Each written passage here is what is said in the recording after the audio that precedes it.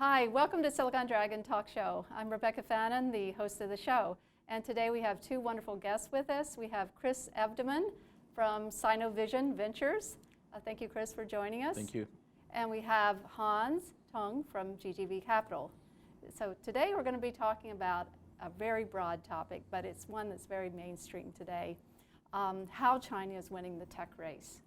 First of all, I'd really love to have your opinions about what you think. Is China winning the tech race? And if so, why? And if not, why not? So Hans, why don't we start with you? I think in a tech race, so-called between US and China, we view less as of a race per se, but more as a potential collaboration between the two countries. Having said that, recently one of our portfolio company, GGV's portfolio company is DD, that just did a deal with Uber China.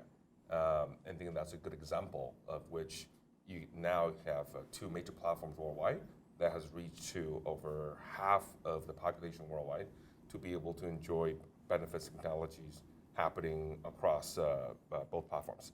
So there would be some tension and battling, but overall I think there's more room for collaboration. You look at what Facebook has done with its acquisition of Instagram, with WhatsApp, and then developing their own products like Facebook Live.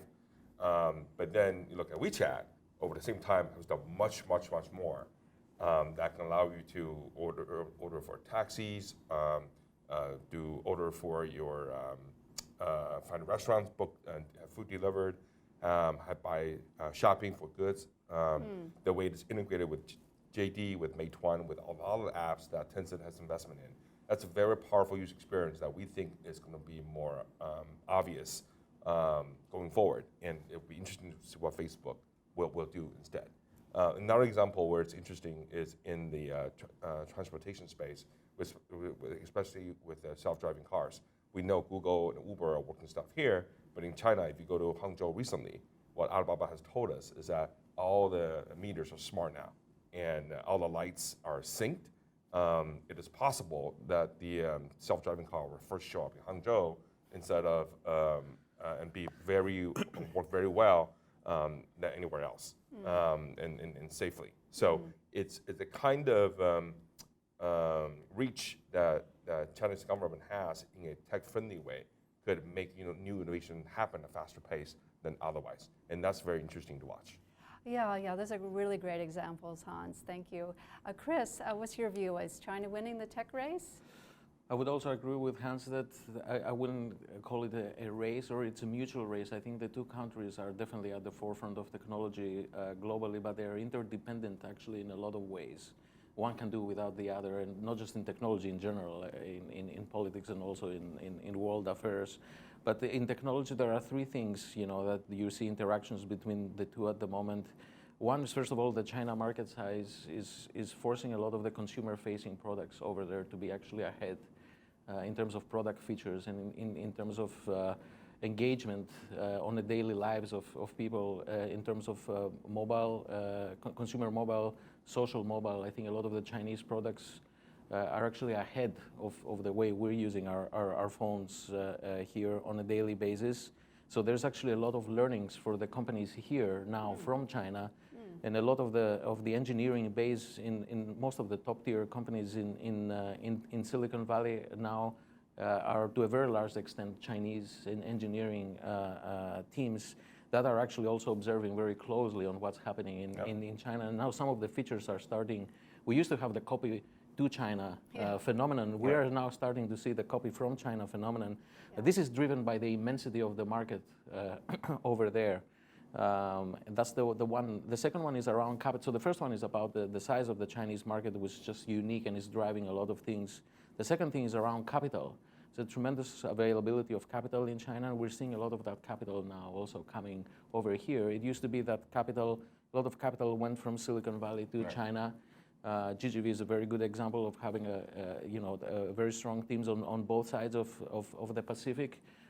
We are also now trying to do the same thing, being one of the first Chinese venture firms that are building up a shop and a small team over here in the US. But you are seeing within the last couple of years a tremendous amount of capital coming from China to Silicon Valley for a variety of reasons, and this is not just it's individual and family office capitals, it's successful entrepreneurs capitals, but you're also now even seeing state-owned, Chinese state-owned Yes. firms, investing in entire sectors. For example, in the VR, AR sector, about half of the investments in Series A and Series B rounds are at least co-invested by a Chinese firm right now.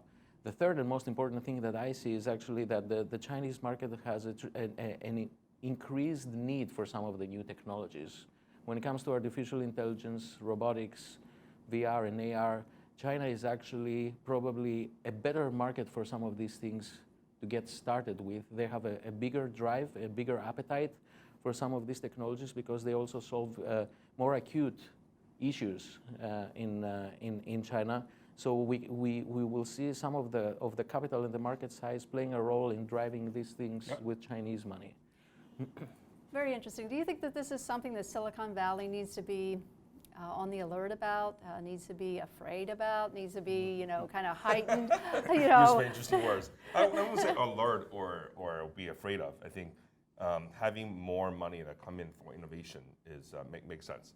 And I think ultimately how this could be win-win, like Chris pointed out, is that when U.S. company can have more access to Chinese market, it becomes win-win. When the Chinese company can coming here, like Musically, come here and then set up shop and do well here, that's a win-win. When we always feel that being more multicultural is a good thing because it enables better decisions to be made, better companies to be built, and then get to a larger size and scale globally quicker.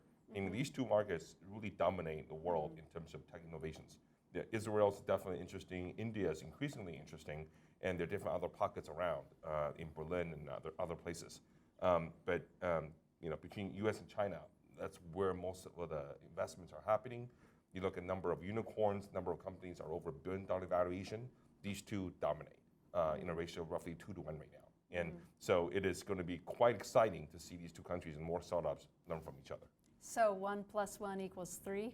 We definitely think that's very possible. I mean, we invested in Airbnb. We actively work with them to help them look at possibilities and opportunities in China. I think we need to have one example, or a couple examples from Silicon Valley that are doing well in China to get more people here, a sense that it is possible. But you look at the offline world, what Starbucks has done, Haagen-Dazs has done, McDonald's, KFC, GM. There are plenty of successful examples. Just haven't seen it in as much in internet tech yet, but it will come. Yeah. Well, people look at it, Uber as a failed example, actually. So I don't think that's right because they spend $1 billion, $2 billion in China. They end up with a stake that's worth $6-7 billion in the span of 2 years. That is not bad at all. I think had Uber go to China earlier, like a year, 2 years earlier, I think would be quite different. I remember connecting Garrett Camp from Uber to meet with the DD team together with my good friend Robin Chan. And that was in March 2013. Had they were able to do something with this investment or team up earlier back then, it could be different. But hindsight is always 2020, obviously. And Uber ends up going to China late 2013. But that 6 to 9 months difference, huge.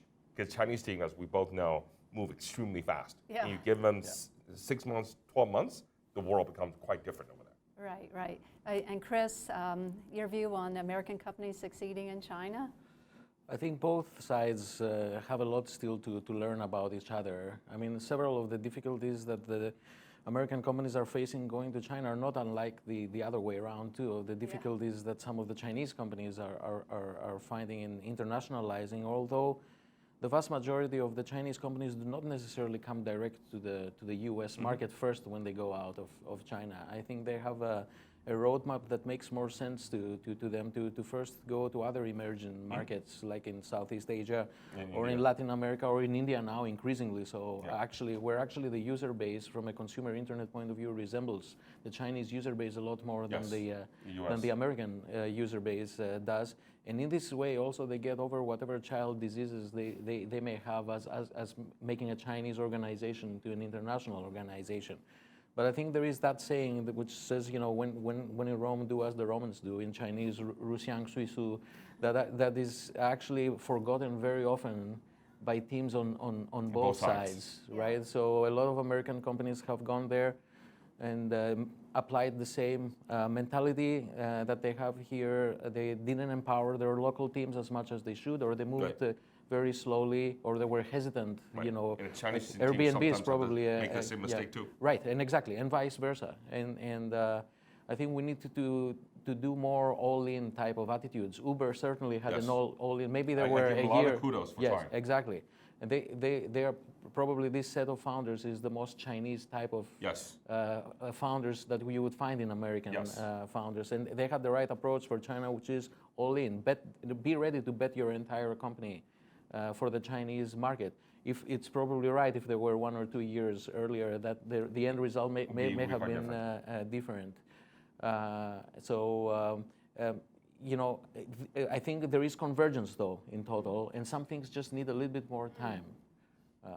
So we're seeing a lot of Chinese companies coming into Silicon Valley and buying up companies for technology and for strategic interest. And do you see that trend continuing? And also Chinese companies going global in the US and using the US as their first landing pad. Do you see that trend continuing? Well, I think just echo what Chris said earlier. You look at what Baidu, Tencent, Ali have done. All of them have set up jobs here. Even the Shi group have done the same. So you do see more of them coming here, and they're recruiting a lot of local engineers, a lot of them Chinese, to join them. And then they are developing technology for the Chinese market. Increasingly, they're not just doing recruiting, but also they have become customers of American technology companies.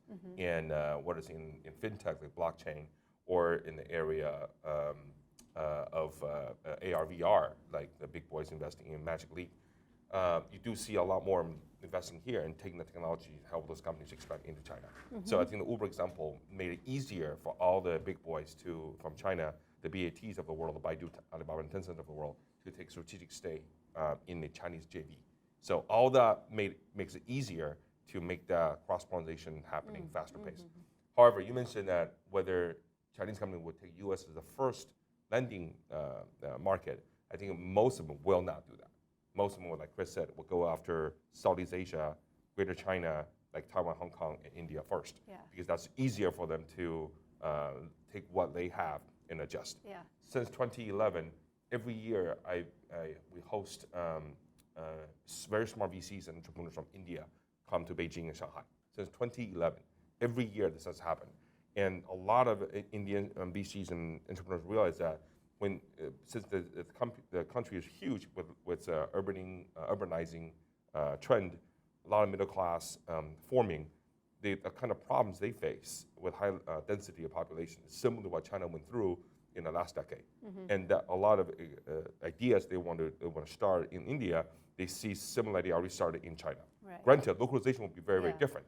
So it'd be very interesting to see over the next 5 years as 4G rolls out in India and costs of data plan go down even further versus 3G, whether it will be easier for Chinese companies to expand to India or for Indian companies to grow up and recruit investors from China to help them, or strategic partners from China to help them to grow. I think India over the next 5 years could be very, very interesting for a Chinese company and Chinese entrepreneurs, and more cross-pollination happening there. Over time, as Chinese companies get better at doing internationalization, I think more of them will come.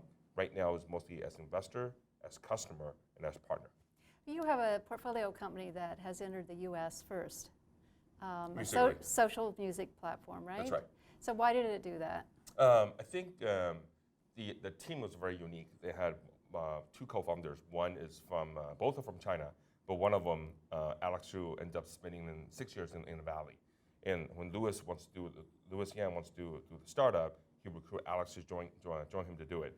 And in that process, they were trying to come up with different apps to try on mobile, and they were willing to put on different markets to see how people react. It just ends up that the U.S. teenagers have more time and are more creative, and they end up taking the tool and create a lot more interesting content on it. And given the fact that Alex knows the U.S. market and how U.S. consumers behave, they are not afraid to try more in the U.S. market first.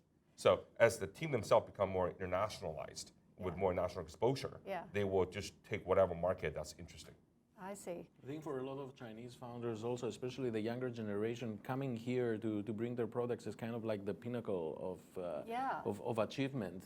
but they're being pragmatic about it. Yes, So they don't very always. But coming here and also publicly listing here, if they get to that stage, is still. Besides the the financial return, as a level of achievement, it still ranks as the highest order of achievement for Chinese entrepreneurs.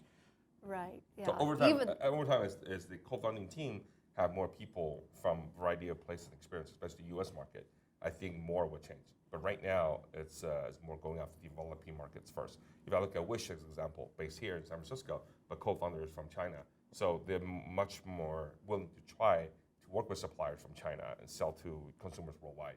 Whereas most U.S. companies wouldn't have tried that. Would view China as a risk rather than as a place of opportunity. So it all comes down to whether the team themselves have that international exposure.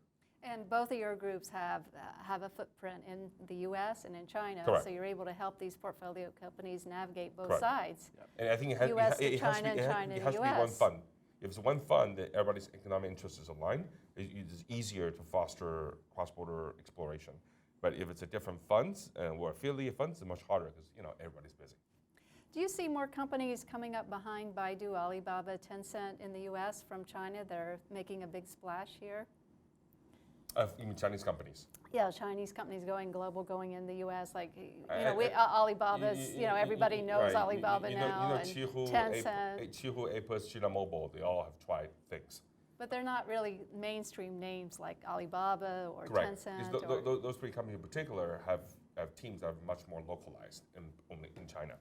And then, it takes them to add more infusion of talents, more globalized, to join them to do it. And also, the big three, especially Alibaba and Tencent, have businesses that's easier to scale. And even Tencent, you look at it, they're not expanding WeChat into the US. Ali is sort of kind of pulling back, as you can tell. Right. So both of them are adjusting to figure out what is the US market strategy.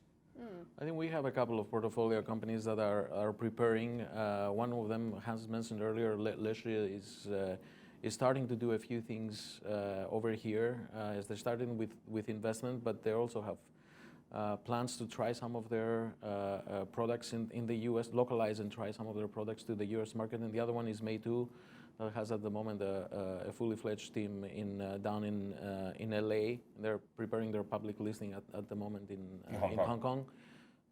And they're also localizing both their phones as well as their photo touch-up and sharing apps for the U.S. market. I mean, those in particular have been very aggressive. They're hiring people, paying them 2x, 3x Right. to join them. I think initially you need to do that to infuse more talent that can help you to come to the U.S. market. Earlier, a few years ago, we were talking about Xiaomi. I keep on thinking that Xiaomi should come at some point, but right now there's plenty of stuff to do in emerging markets. That's a good example of a company that could, but choose not to be more pragmatic. So if there's not a tech race exactly yet, then there's probably a talent race. There's a lot of competition for good talent here in the Valley. And if these other companies are willing to pay 2 and 3 times more, I mean, where does this put the U.S. companies? But the thing is that you want these talent to go back and forth, because that's how you make whatever ends up happening later much more interesting. Chris and I have both spent time in multiple countries. The fact that we can go to multiple countries makes us much more valuable today to startups than before. So you see talent go to Facebook and Google first, ends up joining a Leshi or a Xiaomi.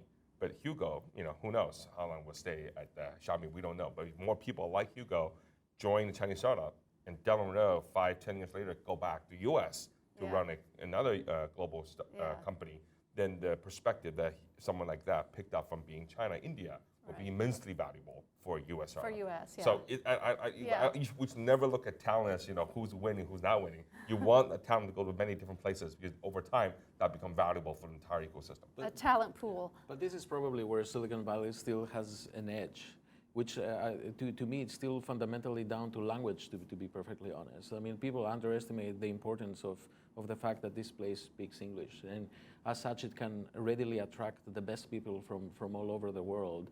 It's still a little bit difficult for some of the top engineering talent to go to Beijing and function there for the long term, and Beijing has not yet managed to build a truly international ecosystem, because the moment Beijing manages to do that, I think the balances will start shifting quite a bit. And a lot of the top Chinese engineering talent is still based over here, and the people who are settled down and they're married here and they have kids and their families over here, they're still quite hesitant, to go back despite the very lucrative offers that that they are having. So this is still to some degree an advantage of Silicon Valley. But in some spaces like artificial intelligence, robotics, which are now the new emerging frontier technology spaces or space technologies, actually, we are also looking at another issue which was not prevalent in the consumer internet side, which is actually scarcity of top talent. These are technologies where we're not exactly awash at the moment with people who can handle them at the very top level, and the vast majority of these people are actually still here. And a lot of the Chinese companies are forced within inverted commas at the moment to build up shop over here, because this is the only way they can actually build a proper research R&D team for some of these frontier technologies. Baidu, for example, as opposed to Alibaba and Tencent, has built a huge facility down in Santa Clara, I think. Santa Clara, employing hundreds of people, both on their self-driving car, but all of their other AI and machine learning initiatives and so they had to build that here. Yeah. Well, we talked about multiculturalism earlier. Yeah. Race certainly is a very sensitive topic today, especially in the Bay Area, with the stance that some of the professional athletes have taken to raise awareness. Sure. And if you're a Chinese engineer, you're working in the Bay Area, how far up can you go? Is there a natural ceiling that prevents you from achieving your goals? So I think any organization that can be more multicultural, be much more open-minded, and have talent that have been to multiple markets, inevitably, in the next 10 years, will build the biggest companies. Has an advantage. Yes. So it's all come down to how open, how multicultural the companies are to build a global enterprise. And I think the biggest company in the world over the next 10 years will be the one that's the most open from a multicultural standpoint. Okay. From China or from U.S.? Either way. Either way. Either way. The world's very fair. The world's very flat. It all comes down to how much you're willing to be open and make it work. And you look at the human history, that's always been the case. They'll probably be in both, actually. In both? Yeah. They should have operation in both. Yeah. Dual headquarters. Yeah. Okay. Thank you very much, Chris and Hans, for joining us. And thank you for joining us for Silicon Dragon Talk Show. We'll see you next time. Thank you, Rebecca. Thank you.